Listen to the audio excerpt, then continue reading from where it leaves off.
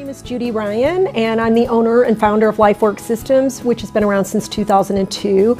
And we're a performance management company. So what we do is we help organizations who are struggling with things like turnover, or how do they attract and keep good talent, or how do they deal with all of these changes coming about with digital transformation, or what about those millennials? Everybody's complaining about those millennials. So today I want to talk about a topic that almost everybody has a reaction to, and it's called redirecting negative behavior. And the reason is, we all have somebody in our life who drives us a little nuts. They either make us feel annoyed, like they're kind of sucking the life out of us, or they make us feel angry and provoked, or maybe they just hurt our feelings and kind of shock us. Sometimes they're those people that are behaving in a way where we're worried about them. And then we also have those people when they walk in the room and you think, well, who died made you God? You know, so usually when I even say that, a whole group go, oh yeah, I have somebody like that. And our typical reaction is to be harsh, withdrawing, punitive, or to just kind of turn a blind eye and hope it goes away, which is very permissive. So most people, they think if you take away punishment and you take away permissive, what else is left? So redirect is a technique where people understand a specific type of misbehavior, what's causing it, and how to have influence on that behavior that ends up healing both parties and creating greater closeness, while that misbehavior is funneled into, a much better use of that energy. Misbehavior comes from feelings of inferiority, feelings where people feel that they don't belong or have significance in their life or their work, or both. And the psychology we use is based on the work of a man named Alfred Adler, and he was the guy who coined inferiority complex.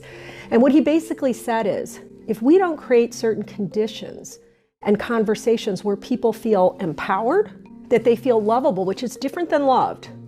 And people need to feel that they're connected and that they have contributions to make that people want and that they welcome and that they recognize.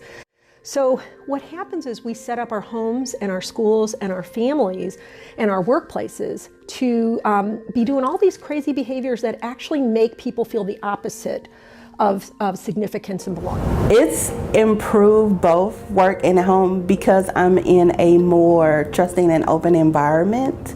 Then my work life is almost easier, even if there is a situation where one of our a coworker and I walk away from a conversation and we're frustrated.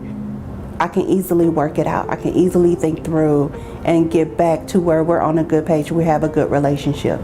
And because everything at work is so much better, it translates into home. I'm not going home and talking about negative situations or not being happy and having to recap everything that's happened throughout the day. I can just go home and enjoy life with my family, and my husband doesn't have to hear a bunch of stories. 16 out of every 100 people is actively disengaged, meaning that they're not just disengaged, they're actually misbehaving. They're gossiping, they're negative, they're pessimistic, they're critical, they're causing a lot of negative activity, they're underperforming in a very big way. And what happens is, because of their misbehavior, all your top talent won't stay around in a workplace where they're tolerated, where they're not redirected.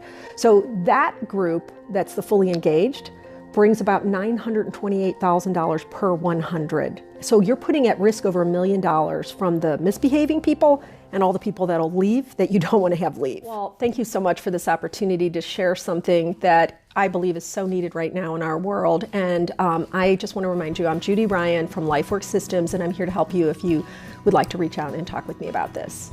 Thank you.